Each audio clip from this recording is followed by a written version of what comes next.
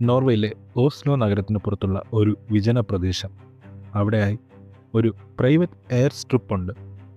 റൺവേയുടെ അങ്ങേയറ്റത്തായി ഒരു private jet നിർത്തിയിട്ടിട്ടുണ്ട്. അവിടേക്കായി ഓടിയെത്തുന്ന ആ black ജീവാഗൻ.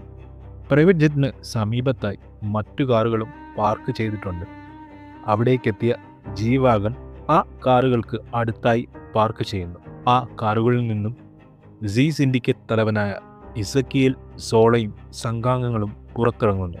അവർ ജെറ്റിലേക്ക് കയറുന്നു. സി കോർപ്പിൻ്റെ ഒരു ഹൈബോർഡ് മീറ്റിങ്ങിനായി കെനിയയിലേക്ക് പോകാനൊരുങ്ങുകയാണ് അവർ. മീറ്റിങ്ങിനായി പോവുകയാണെങ്കിലും സോളയുടെ മുഖത്ത് എന്തോ ഒരു ചെറിയ പരിഭ്രാന്തി പരന്നിരുന്നു.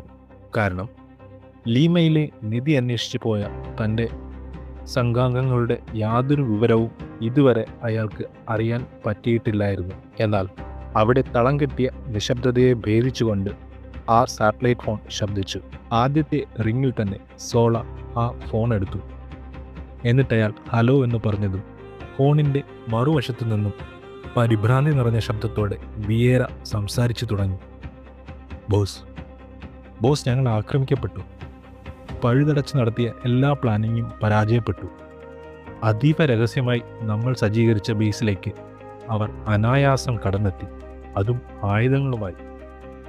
Vieira, please slow down. എനിക്കൊന്നും മനസ്സിലാകുന്നില്ല. ആര് വന്നുവെന്നാണ് നിങ്ങൾ പറയുന്നത്? സോള ചോദിച്ചു. ആ ഇന്റർപോൾ ഏജൻസ്. അവർ ഞങ്ങളെ ബേസിൽ നിന്നും പുറത്തു കടപ്പിച്ചു. അവരുടെ കയ്യിൽപ്പെടാതെ കഷ്ടിച്ച് രക്ഷപ്പെടുകയായിരുന്നു ഞങ്ങൾ. ഓക്കെ വിയേര, നിങ്ങൾ സേഫല്ലേ? നമ്മുടെ നെക്സ്റ്റ് ബിഗ് പ്ലാൻ, അതിനെപ്പറ്റിയുള്ള എന്തെങ്കിലും വിവരം അവർക്ക് കിട്ടിക്കാണുമോ? കാണില്ലായിരിക്കും അല്ലേ? സോള ചോദിച്ചു. ഇല്ല ബോസ്, ഞങ്ങളെല്ലാം വൈപ്പ് ചെയ്തിട്ടുണ്ട്. അതിനുശേഷമാണ് അവിടെ നിന്ന് രക്ഷപ്പെട്ടത്. ഞാനും ബെന്നും ഇപ്പോൾ ബെന്നിൻ്റെ വെയർഹൗസിലുണ്ട്.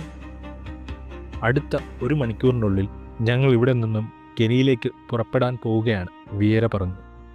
വേണ്ട, നിങ്ങൾ കെനിയിലേക്ക് വരണ്ട. ഉടനെ ഒരു മീറ്റിംഗ് ചേരുന്നത് അത്ര ഉചിതമായ കാര്യമല്ല. നിങ്ങൾ കുറച്ചുനാൾ ഓഫ് ദി ഗ്രിഡ് ആവുക. ഗോ ടു മാലി. അവിടെ നമ്മുടെ പ്രൈവറ്റ് ഐലൻഡിൽ പോകൂ.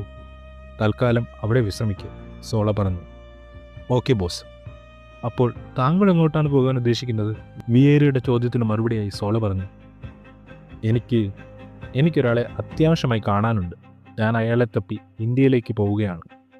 Guys, please change the course. Make the necessary arrangements. നമ്മൾ ഇന്ത്യയിലേക്ക് പോവുകയാണ്. വേണ്ട റൂട്ട് പെർമിഷൻസും ലാൻഡിംഗ് ഓർഡേഴ്സും ലഭിച്ചതിന് ശേഷം സോളയുടെ പ്രൈവറ്റ് ജെറ്റ് മധുരൈ അന്താരാഷ്ട്ര വിമാനത്താവളം ലക്ഷ്യമാക്കി പറന്നു. ഇതേ സമയം മധുരൈ വിമാനത്താവളത്തിലെ യാത്രക്കാരെ സ്വീകരിക്കാനുള്ള സ്ഥലത്ത് വെള്ള ഷർട്ടും മുണ്ടും അണിഞ്ഞ് അയാൾ നിൽപ്പുണ്ട്. നീണ്ട കുറച്ച് മണിക്കൂറുകൾക്ക് ശേഷം സോളയുടെ വിമാനം മധുരയിൽ ടച്ച് ഡൗൺ ചെയ്തു. താമസിക്കാതെ അയാളും സംഘാംഗങ്ങളും എയർപോർട്ടിലേക്ക് പ്രവേശിക്കുന്നു. അവിടെ വെച്ച് അവർ കണ്ടുമുട്ടുന്നു. സോളയ്ക്ക് നേരെ കൈനീട്ടി ഹസ്തദാനം നൽകിക്കൊണ്ട് അയാൾ പറഞ്ഞു, boss, it's an honour to meet you boss. ശേഷം അവർ എല്ലാവരും ചേർന്ന് എയർപോർട്ടിന് പുറത്തെത്തി. ആ വെള്ളവസ്ത്രധാരിയുടെ പുറത്തു പാർക്ക് ചെയ്തിരുന്ന കാറിലേക്ക് അവർ നടന്നു. ആ പജീറോയിൽ സോളയും അയാളും കയറുന്നു. തുടർന്ന് വാഹനങ്ങൾ നീങ്ങിത്തുടങ്ങുമ്പോൾ വീണ്ടും ഹസ്തദാനം നൽകിക്കൊണ്ട് സോള പറഞ്ഞു, മണി, മൈ ഡിയർ മണി. താങ്കളുടെ മുഴുവൻ പേര് ഉച്ചരിക്കുന്നതിനുള്ള പ്രയാസം കൊണ്ടാണ് ഞാൻ മണി എന്ന് വിളിക്കുന്നത്. കുഴപ്പമില്ലല്ലോ അല്ലേ? ബോസ്, ഒരു കുഴപ്പവുമില്ല, മണി ഉത്തരം പറഞ്ഞു. അപ്പോൾ സോള വീണ്ടും ചോദിച്ചു, മണി തന്നെ മണിയുടെ ആ മുഴുവൻ പേരൊന്ന് പറയാമോ?